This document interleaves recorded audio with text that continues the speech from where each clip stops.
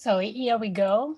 5 minutes of a delay, but just to make sure that everybody is able to come and to reach this conference. So my name is Anna Merone. I'm very happy tonight or today to introduce Alessia Genova. Alessia Genova is with us tonight for this Design for Food story, which is one of the initiatives launched by the Master in Design for Food of POLI.design, Politecnico. And Alessia is a managing partner in POLI.design and alumna of Politecnico di Milano, with a bachelor in interior design and a master of science in product service system design. I like to mention this because I think that it will be extremely interesting from her talk, understanding how her career have evolved over the last almost 10 years now. So understand how it happened to work for TNE in New York City, and what does it mean to deal with the design of places for the food, and in this case for the experience of dining. So I leave the floor to Alessia while I stop sharing, and thanks again for being with us. Well, thank you, Anna, and thank you everyone for joining this tonight. For you, for me, it's still midday here. I'm in New York, and as Anna mentioned, of course, my name is Alessia Genova. I'm the managing partner of POLI.design. And POLI.design is an interior design company that is specialized in luxury hospitality. So like luxury hotel and luxury restaurants. Actually, my partner, Adam Tiani, started his career on restaurants design. He defined himself as the first restaurant designer, probably before the profession had a name. As Anna mentioned, my background actually is a bit all over different discipline in design, because I started with interior architecture. There was no interior design yet when I actually started. They just after a couple of years they formally started the interior design course. And during my career, I mean, like when I was a student, I actually participate to a program that you might know is called MEDES, which is a master in European design. So after a year in interior design, I studied abroad for 2 years, one in Glasgow and one in Paris, which, Glasgow, I was at the Glasgow School of Art. So it was not really interior design. In Paris, it was like an interesting experience because it was covering overall different discipline in design, and you can choose your path. So I tried to tailor to interior design, but ultimately it was all over different experience. And when I came back after 2 years abroad, I decided to apply for product service system design. So it was something totally new, and it was very interesting program because it was an international program. So it was in English, and it was something completely different. I think at time new, and no one really knew or know what what was the outcome of that. And I think that today is probably one of the most applied, I would say, this design element you find. I mean, we are surrounded by services that are actually the result of this class. So, and I'm a managing partner of an interior design firm. So as you see, I think having different experience maybe helped. It definitely helped today, and I'm going to show you a little bit of what I do today. As I said, it's not really food design, but as I just mentioned, things are connected and are related. It's not just like one path, one box. I'm focusing on what I call it like dining experience. So I'm focusing on our like expertise on restaurants design, and I'm gonna show you like a few of our projects, some new, some old, where I'm gonna explain why I pick some of them. So it's not just about the design itself, but it's more about the process and the relationship with of course with the food and with the chef, and so out discipline, like they're really connected and interconnected with each other. I'll probably share my screen now. Okay. Hope you can all see. Yes, perfect. Okay, so as I said, like I'm the managing partner of Tiani Design, and Tiani Design is, as mentioned, interior design firm, was founded by Adam Tiani in 1978. So he's over 40 years of experience in this sector. And a part of like the restaurant, which I will focus today. So you will see some of our iconic project. We also design some of the most iconic hotel in the world, lucky enough.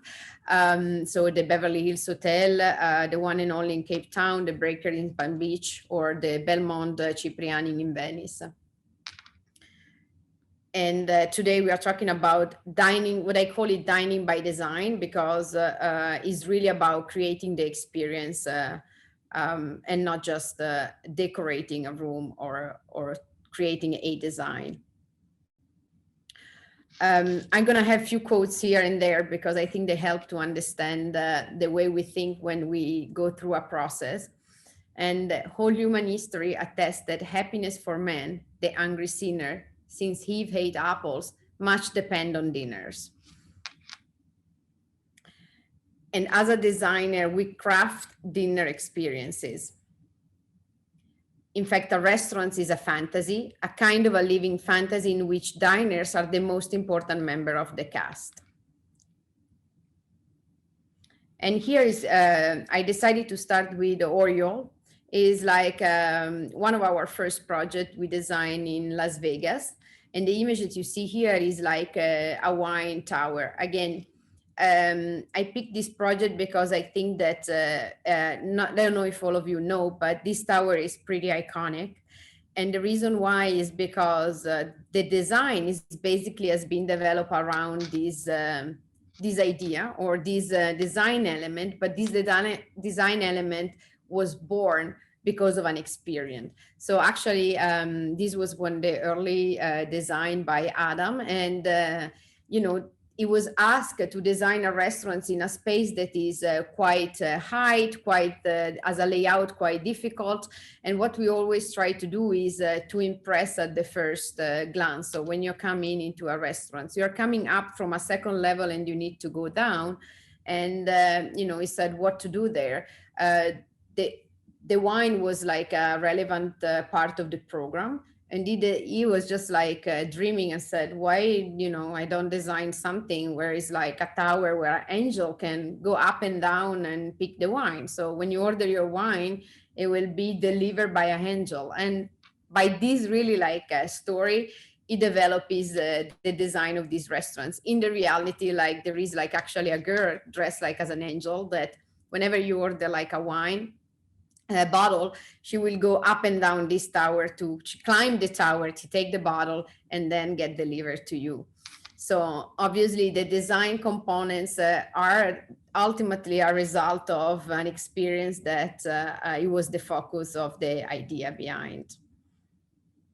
Another example of like how to create experience and how design restaurants in the most iconic place is Atmosphere in Dubai. So as of today, still the highest restaurants in the world, and is at the top of the Burj Khalifa that I think everyone knows.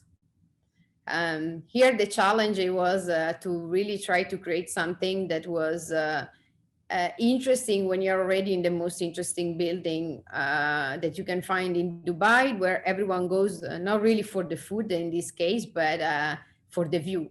So we try to create something that, you know, it can also, it can make comfortable like the experience, because you are like very high, and not everyone is also like comfortable with being such a building with this height. So we try really to create like a cocoon restaurants where with this shape it create kind of a shell. So for the people, for certain people, you know, not necessarily want to stand and stay close to a window and see this the height, but they prefer to be kind of feel protected and comfortable in a space. So in this case, the relationship with the food here is actually maybe not as relevant, but it's still the experience. And you know, you need to make people comfortable in order that then when they sit and they join dinner, that is their focus.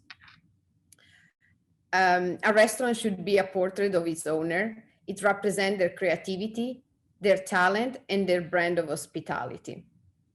This is something else that is very important when we design a restaurants. And an example that is clearly like a portrait of his owner that unfortunately today is not alive anymore is Le Cirque, which was the first restaurant of Sirio Maccioni, an Italian restaurateur, very, very well known in New York. And basically that it started, a lot of like famous chefs today worked for him at that time. And these restaurants looks like a cirque, as his name. And you might think that's what a crazy idea and why a restaurant should look like a cirque. In reality, here is again, as I said, these restaurants is a bit the portrait of the owner, which is which has a personality that is really entertaining, is always with this guest, is really like fun and friendly.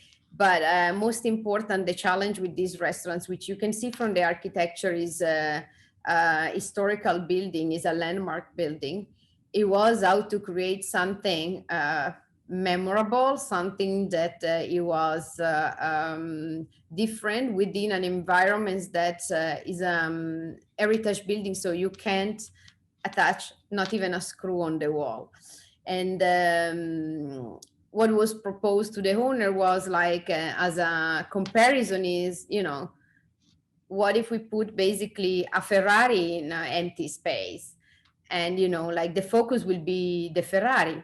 And this was like the idea was like how we can create something that is so powerful and the design is so strong that whatever is surrounding basically disappear and it is not relevant anymore. And this idea of le cirque or circo, it really ultimately also add functionality of the design, because you know, as in a circle, like in a circle, like everything is temporary, suspended, nothing is really fixed.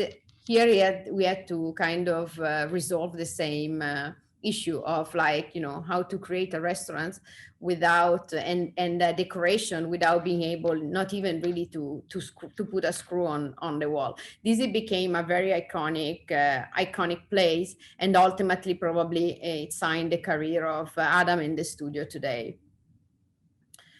And then here I go a bit faster, but you know, I want to show you like how we that restaurant is it was like designed many years ago, but you know, 10 years ago or 15 years ago, we designed several other restaurants, and you can see how we go from something that was very colorful or something that was almost more minimal, and you would not even think that this is designed by the same designer. But as said, designing a restaurant is not about the designer ego or the designer taste.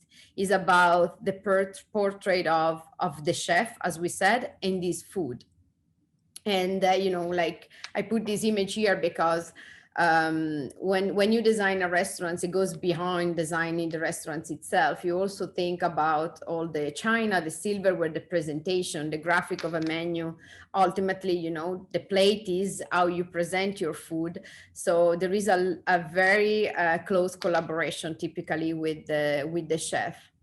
And sometimes when a chef cannot explain the experience he's looking for, we ask him to cook for us.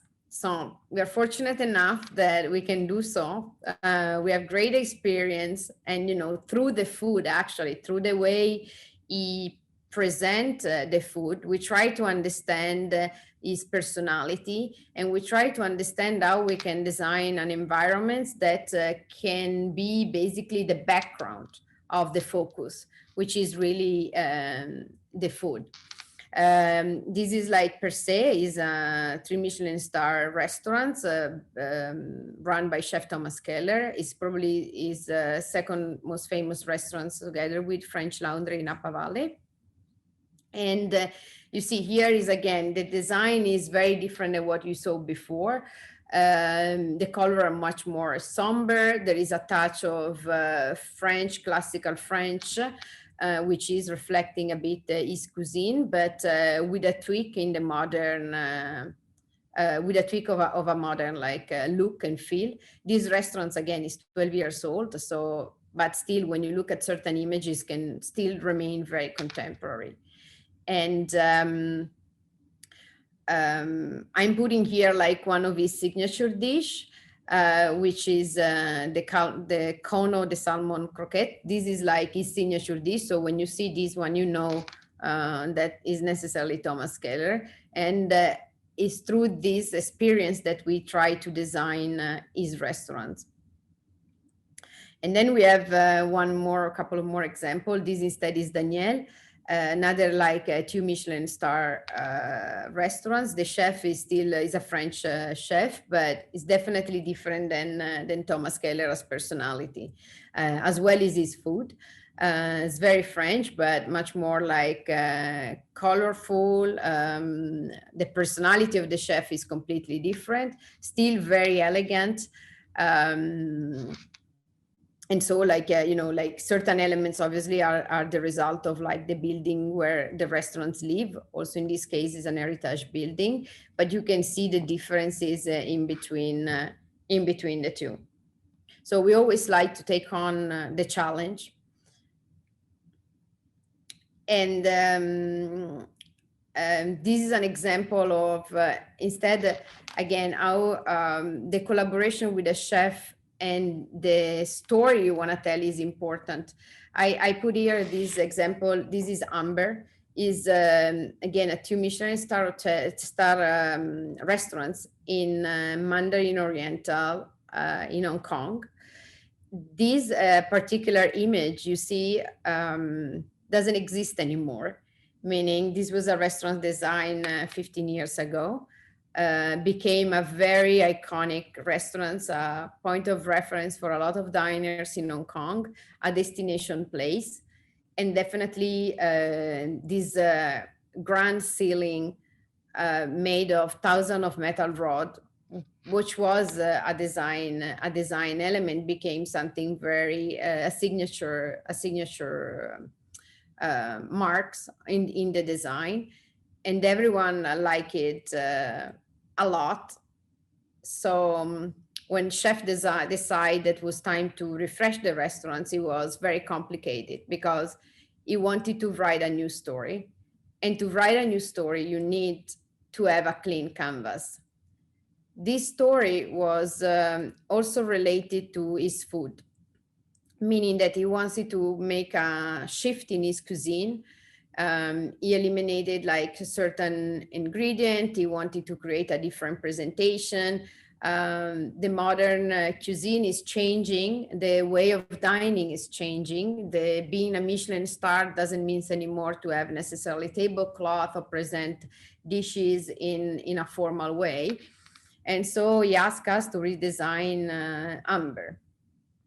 I'm putting here, like when he asked us to redesign Amber, he also had some requests that us to do not only with, the presentation of the dishes, his menu, but also with the experience itself from the moment you enter into the restaurants and when you dine. I put here also some other, like material or support material that is key of when we design. In this case is the floor plan of the previous actually restaurants. And as you can see, the restaurants develop mainly on the perimeters with different banquet seating. And yes, there are a few tables at center, but they are kind of like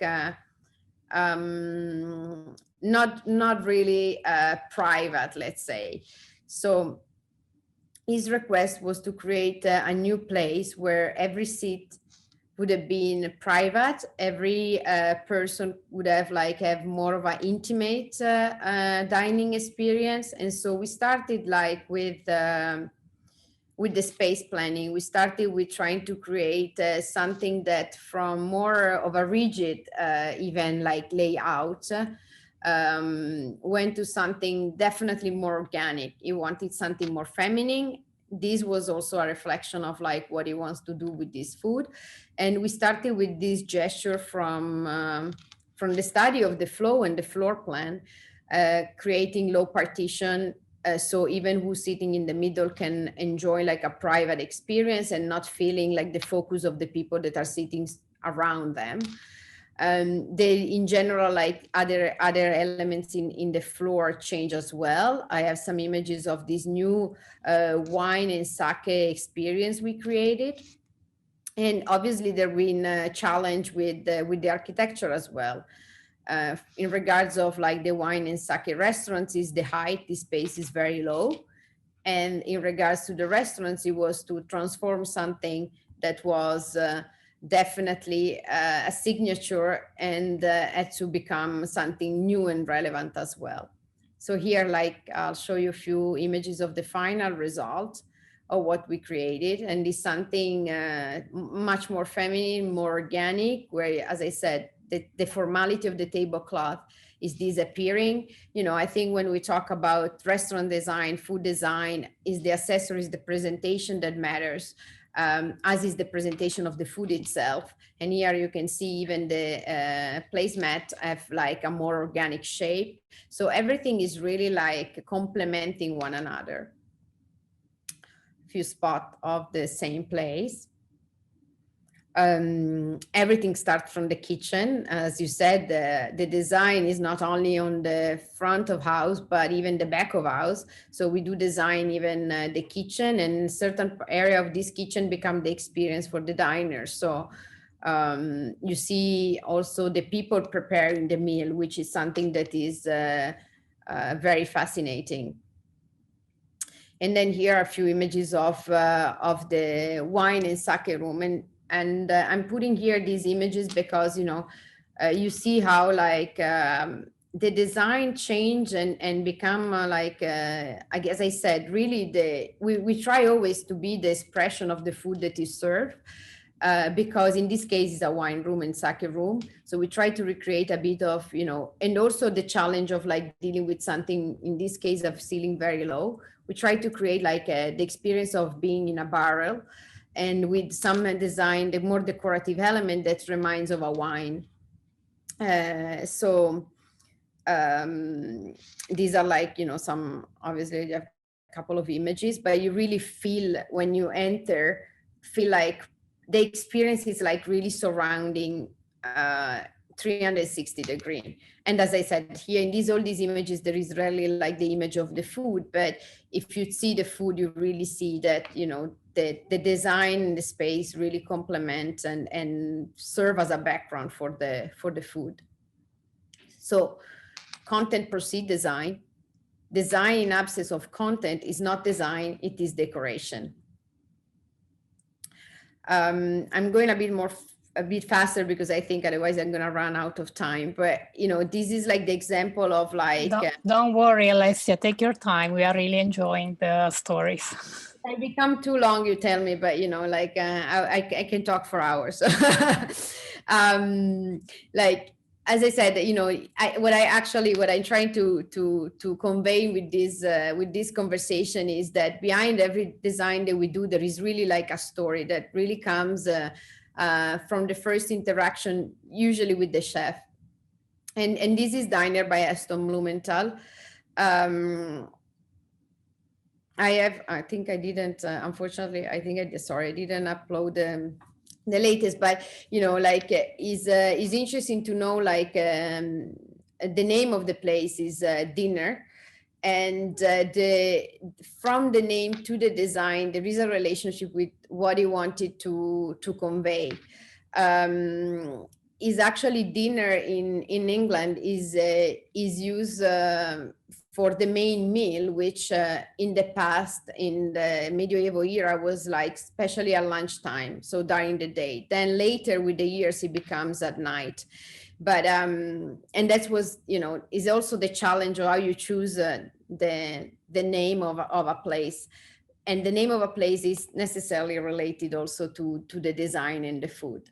In this case, there are some design element, as you see at the very end here, is like is a machine, is a rotisserie that we wanted to put in this place in this case because it is relevant part of his kitchen.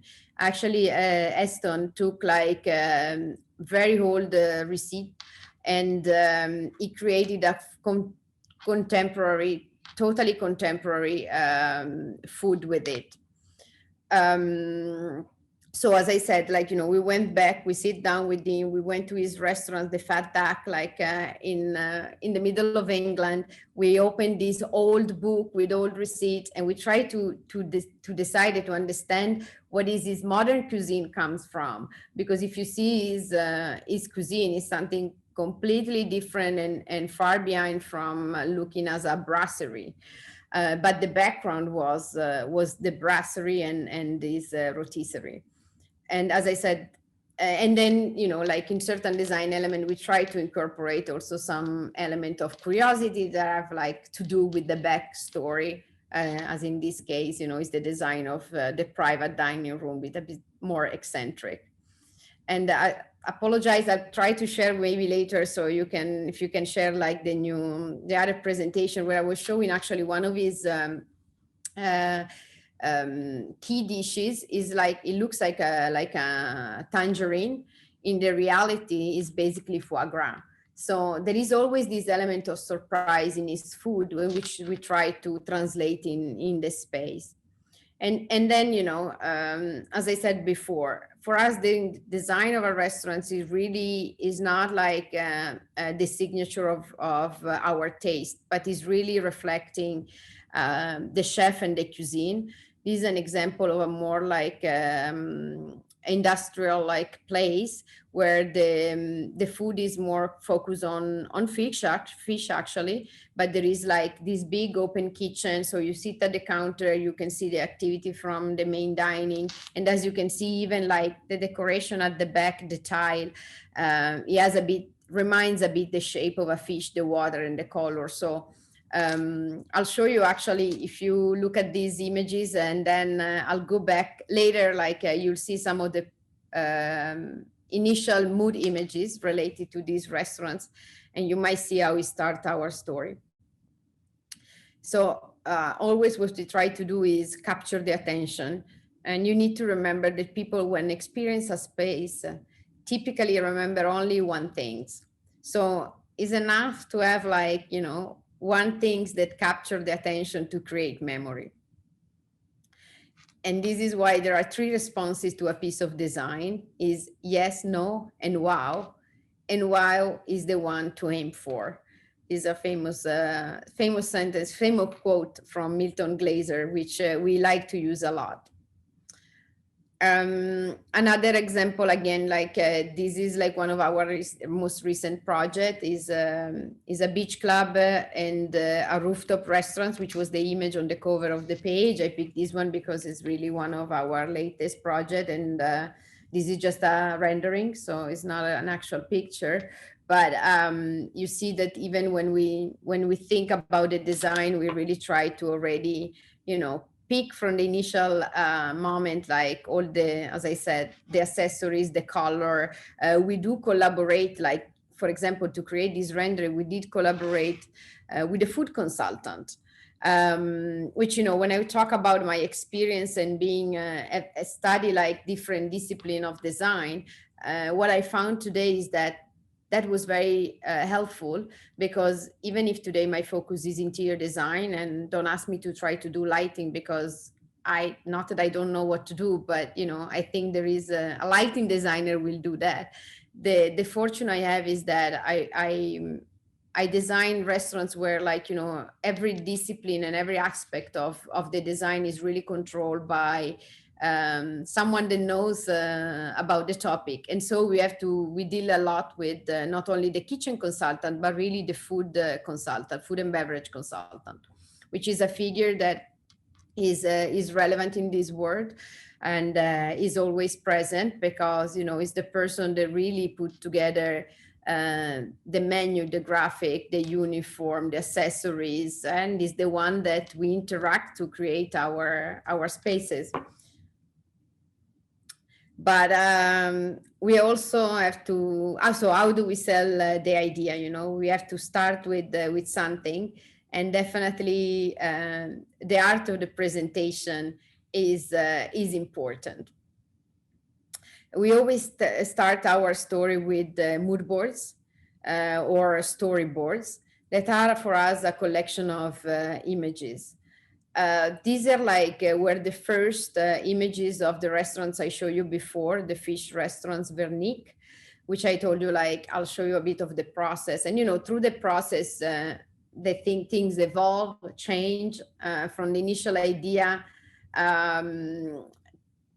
Things have to, as I said, evolve and develop because of many reasons that are like cost, difficulty you find through the process. But once you have a clear idea of what you want to communicate, most of the time our presentation, they stay through the end. And you see, for example, this is like our storyboard and mood board, but even the graphic on the background became some sort of like, at the end, the graphic on the restaurant, certain detail and certain like look and feel remain true to the restaurant. This is a picture of the chef, and some are picture of his dishes. So always we try to show the experience, because as I said, like the design is relevant, but the experience, the right images really help to create the right space. This place, it was more industrial, but this is the way he serves his food. This is the uniform of his people. This is the way you have your fish. So all the presentation of the food has to be like supported by the right background, as I was saying.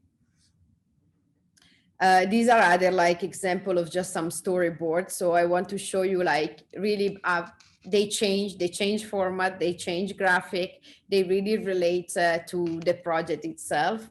This is a contemporary bistro which has like a cigar lounge next to it. It was something a bit more like urban, young, is in Korea. And this instead is maybe interesting for you if you are like focused on the food design, because again, as I said before, when we study and we propose a design, we try really to go beyond the pure decoration. So this was like restaurants in Kuwait. The topic or the brief was being like healthy Mediterranean fusion. We decided to go with a very organic shape in terms of architecture. We select some furniture, very natural, a bit more like North European in style. But I think was it interesting is seeing our analysis of of the food. So we prepared this as part of our presentation, and it was just a food related mood board. But basically we create a white canvas for something that was a white canvas, very natural material we pick to support like this type of cuisine. It was a bit of like a mix of different cuisine, but the focus was the healthy, the vegetable, the rustic, the farm to table concept. And this is the last I want to show you like also the last example of this mood board, because from here, which is a concept, an idea, is in Dubai, is a totally different location, totally different clientele, as to serve as a 24-hour restaurant. So we decided to, with a chef, an American chef, Michael Mina, and we said, why don't you propose in Dubai like a new contemporary diners? A diner obviously is open 24 hours and can serve fancy junk food, if you want to call it that way. But it's not only that, but it was like a way of trying to create in Dubai the city where everything exists already, something that was not present, and then represent the personality of the chef. So from here, we try to recreate with this storyboard, imagine or yes, invent like what would be the contemporary diner that obviously is not a replica of a diner, but is an interpretation in Dubai. You see some images like you'll see right after on the actual picture, but of a crashed Cadillac that became a piece of art, and a typical diner like signage, furniture, color, material. So how do we bring the story to life? From that kind of mood boarding images in inspiration, we try to design the actual restaurants. So the first thing you see when you enter here is like obviously a neon sign. And then here comes the diner. The crash Cadillac car, they became a real three-dimensional piece of art. And the diner is true to what everyone imagine when you imagine a diner, with typical like Art Deco element, banquette, booths, and a classical white, black, and red color.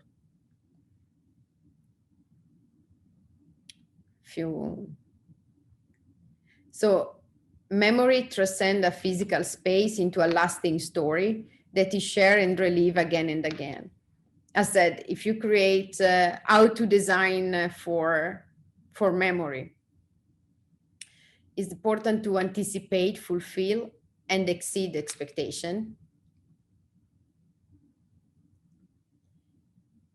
It's important to find emotional connection,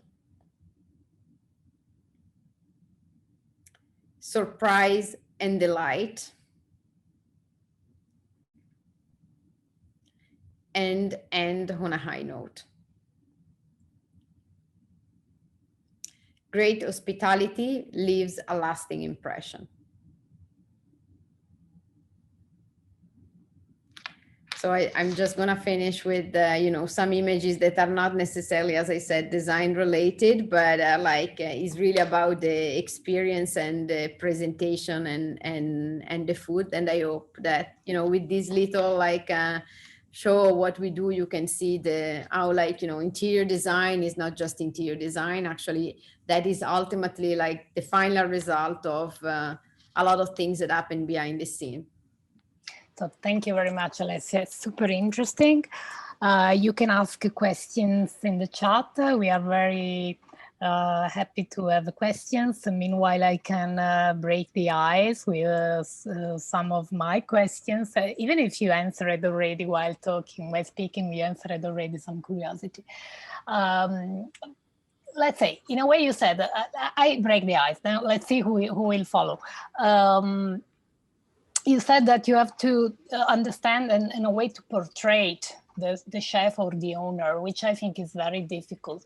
Normally for a designer, we do something that we call co-design, to try to step into the shoes of someone else, but also at the same time to take into consideration what are the desires, even latent, or what are the very deep reasons for someone to do something, cooking, for instance. How do you co-design with chefs and owner? We have seen mood boards, which I think are a good way to start providing an idea of your way of interpreting the design brief. But I wonder what happens when you sit around a table with a chef and you start. As I said, first of all, it's very interesting because your first conversation typically it happens around their dining table. So and it is really true. Like most of the time, the first things you do is try to understand from them what type of restaurants they want. So what type of cuisine they want, you know, what type, where is the place, what type of clientele they're trying to get into the restaurants, even if it's like, you know, what are the time of operation. So really there are some questions that are more like try to understand, is a day place, is a night place, restaurant that works in a hotel, which are the most complicated to be successful. At time they need to work from breakfast to dinner, you know. So there are like more technical aspect to it, but eventually, like, you know, you really ask them what food they envision for the place. That is things, the first things we need to always to know. And some chefs, they have a very clear idea what they want. They have a strong personality typically, and they are like, they know what they like. Some other, they think they know what they like and they don't know what they want, because they just think. But at the end of the day, if you put them in front of the real situation, you realize that they are not sure. So it's true that with most of the time we ask them to cook, not necessarily what they are like cooking in that restaurants, but what they want to cook in that next restaurants, and how they want it presented, because all of that is already basically telling you what is their personality and what should be the sensibility of the space. So that is really, I think, the first conversation that happens. And then it is a bit like, you know, you need to basically hold their hands a little bit and, you know, walk them through the process, because you show the first mood board. Not everyone is able to understand the mood board, even if some of our like storyboard, they're really true to the space. So you need to present, implement material, you need to try to create like a rendering, you need to create like a visual. But ultimately, even if the chef is not the owner, so it's not really the ultimate client, you design for the chef. So through that is like when we have to design a restaurants for like a hotel, it becomes a bit more complicated, because at time they know what cuisine they want, but then the chefs come in and says, well, this is not me.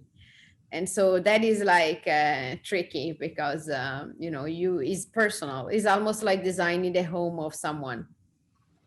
Yeah, absolutely.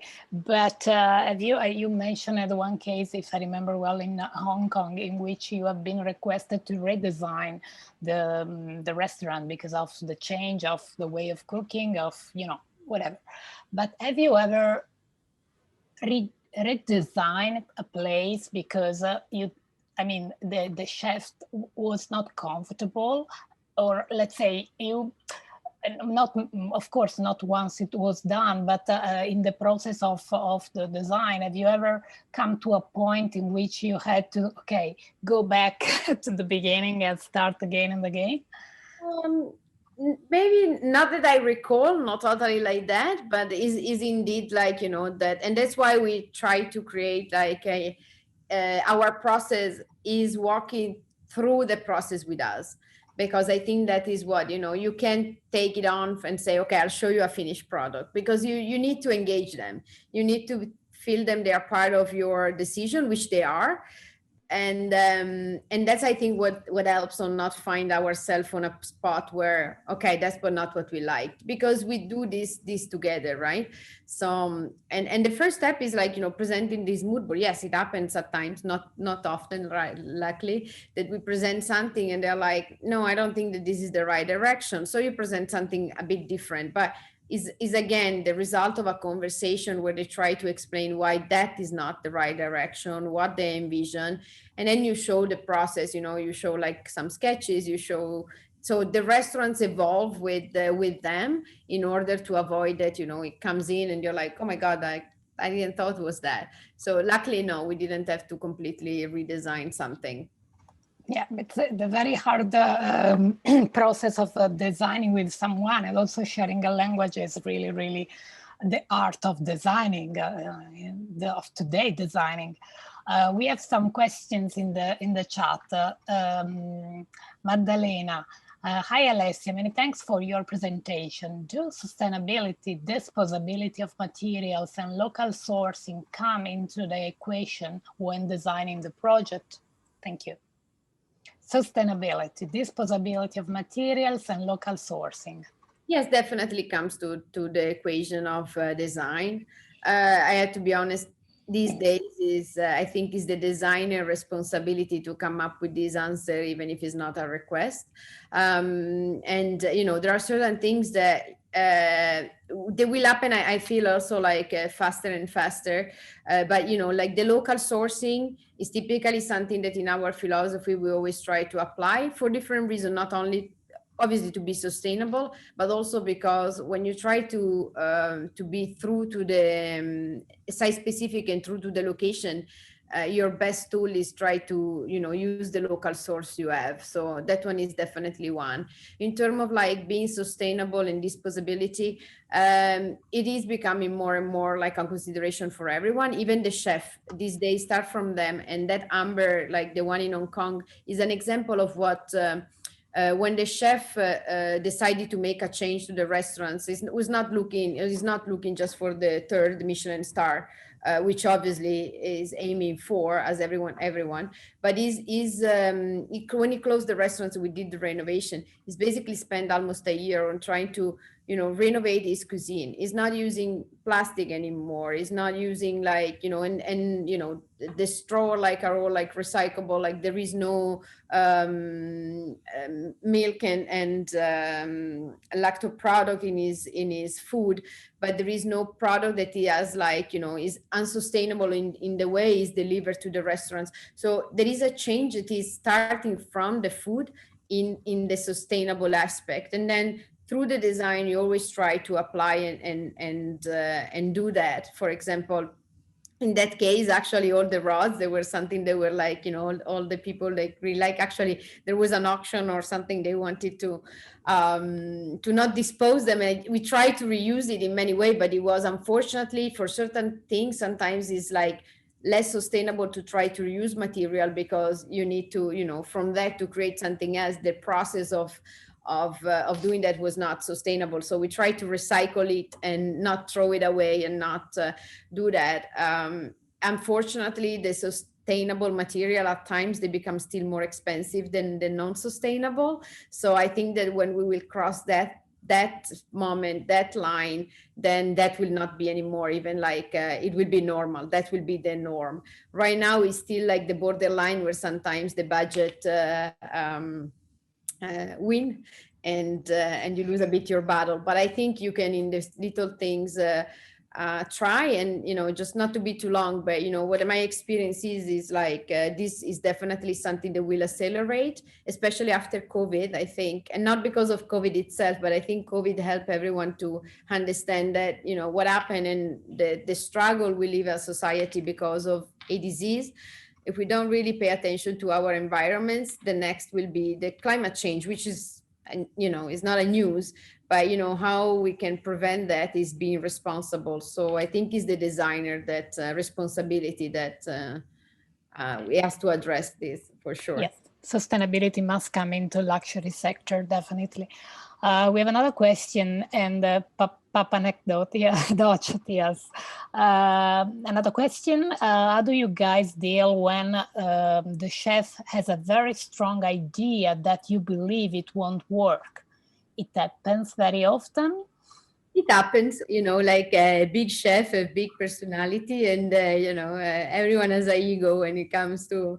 But I think, like for us, what we're trying to do is not being. We try to make them like think and reflect on what they are asking for.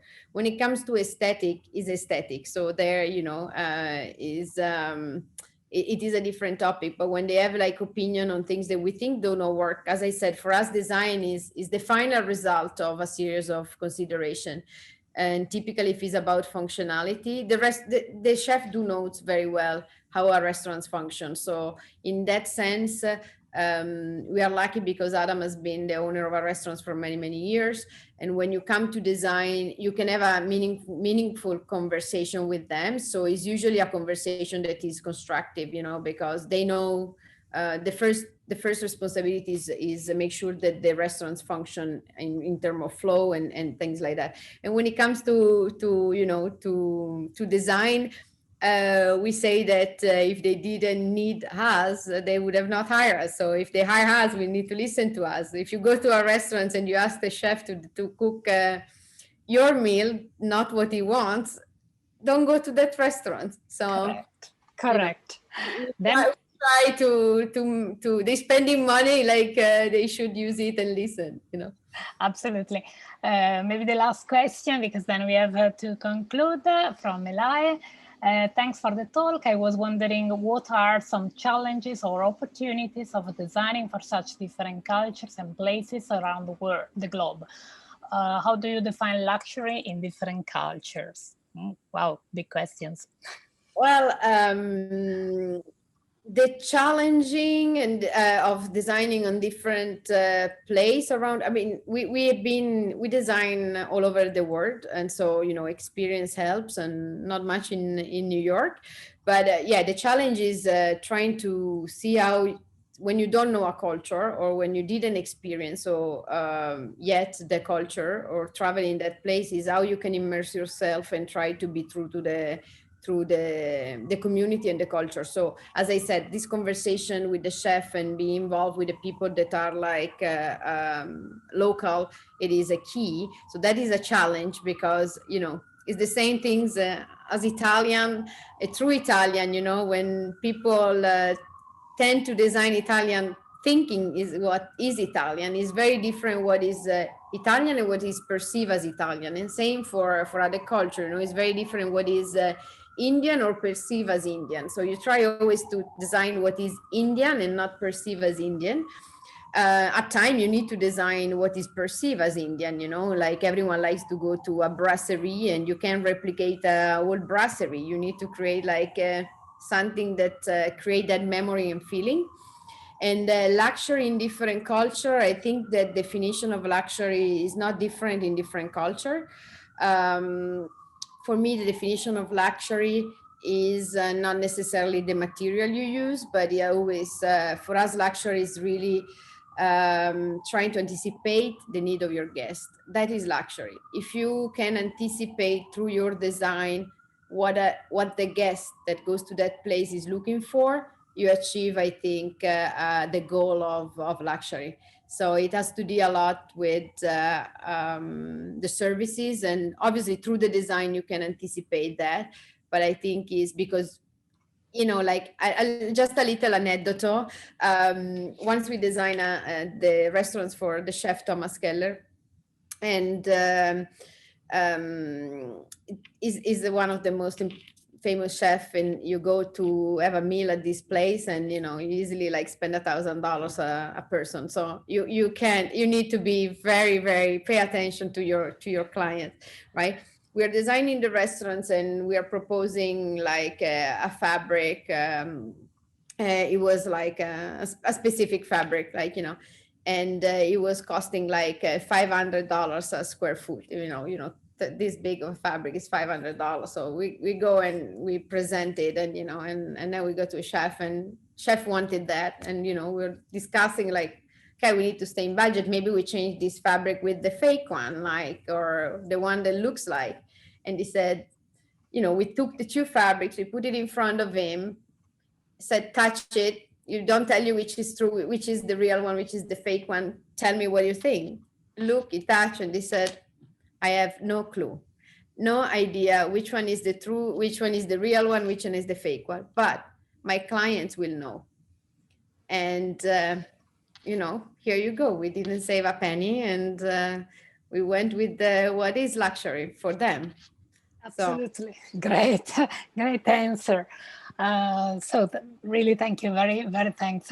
Thank you very much. I want to ask a last question while also spending like two seconds speaking about our master, because there is, I mean, we have spoke to you, Alessia, because we think you represent a professional figure which is in between different worlds, and probably the success of your figure and of your career, if I can say, is also due to the fact that you are able to bridge different words and different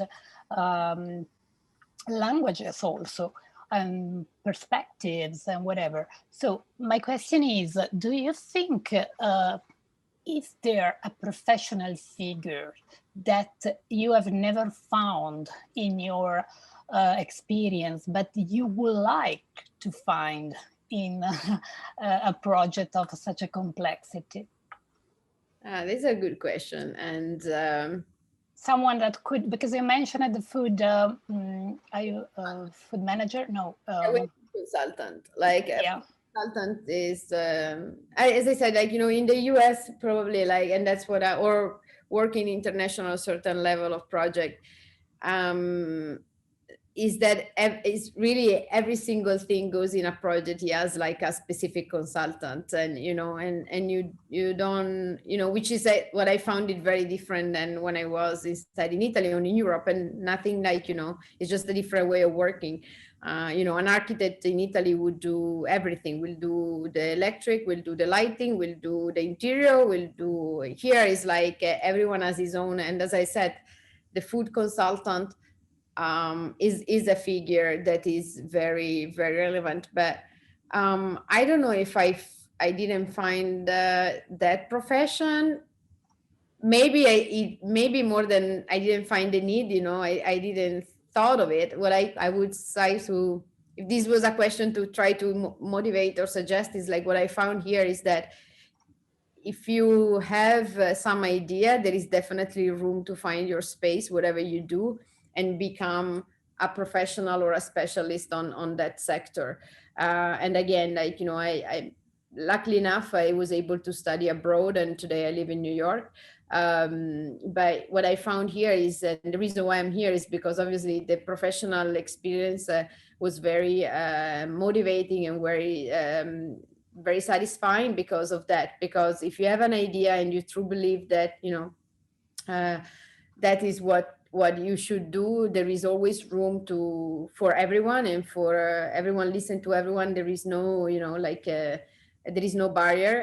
And so I said, like, as I said, when you study like food design, I think the most interesting thing will be like what you can do with that. It's not just, you can come across like definitely a different experience. I mean, I've been with the, it's like, if you think about a photograph, like a photographer is like, who doesn't photograph food, doesn't photograph people, who doesn't photograph an architecture. So I think is I don't know right now, it doesn't come across like if I didn't find a figure. But in this world, I think being specialist or know something well, it can be very helpful just to focus on that, or become like, a cross reference for other disciplines.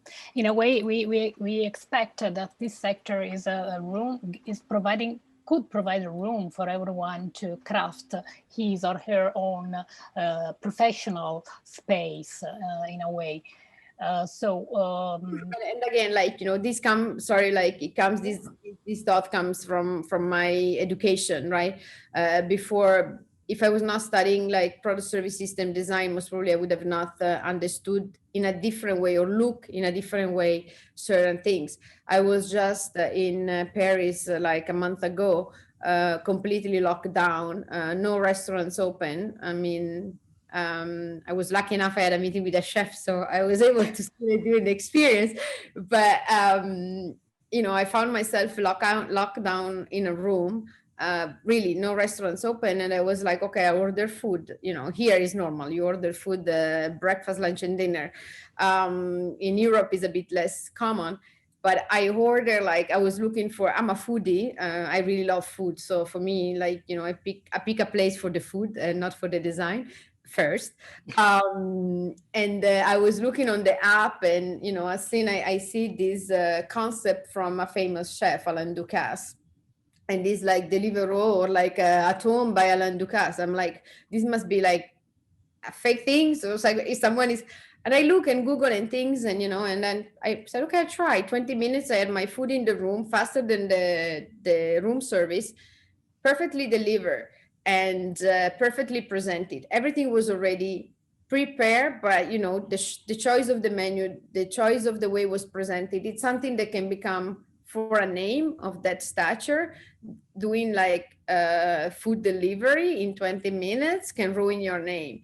why, like, and now we're talking about food design, how when you study food design, what goes into that? It's not just like one plate. In this case, it was a service, it was a system, it was the design, it was, so, I think that's is there that, with the way we are going and with all we see with the app, the startup, whatever you want to, if you are creative, I think you can find always a niche where your expertise can be of help and successful for someone. So in fact, I'm going to share for a second that this is exactly what we aim to do in a way, is to bridge the different opportunities which comes from the combination of the competence of Politecnico with the University of Gastronomic Sciences. So in a way, the idea is really to provide this integrated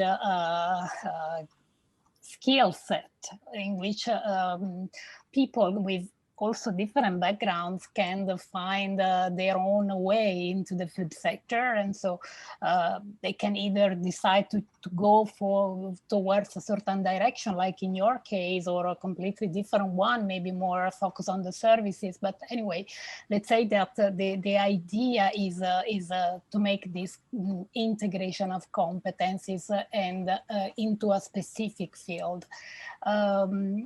The master that we are going to start in fall, October, if everything goes well, as we hope, will be a mix of theory and practice. So very, very applied theory in reality. So a mix of lecture, workshops, study trips, and internships, all delivered with a very actionable approach. So as far as possible, also very much into the field. So for instance, these are images of what we expect to have for the study trips, with so a real in-depth immersion into the local food system and into the wine system in particular in this case, but also all workshops and applied teaching activities will be conducted together with real partners in the field, so companies, association, public administration, whatever other kind of organization working with food. So we expect, in fact, to form very different kinds of professionals, which can work in different sectors, and so to offer different job opportunities, also very much connected to the aspiration of the participants and to the their background. If anyone is interested, the admission procedure is pretty easy, but we suggest to start soon, because then it takes a little bit of procedures. You might have a different degrees or a specialist master degree in previous disciplines. And if you are here, it means that you can easily find a way and the address to proceed with the application. We expect to start them in October, and the master will last 1 year. Thanks. If you want to have further information, you can find them here. I just remind you that this conversation with Alessia, which I thanks again and again, will be recorded and will be soon available. So you will find the link to the video in the page of the master. Thank you very much to you and to all the participants. And good luck for the future. And we wait for you in the master now as a teacher. For the next opportunity will be as a teacher. Okay. It will be my pleasure. Our pleasure. Ciao Alessia. Grazie. Ciao.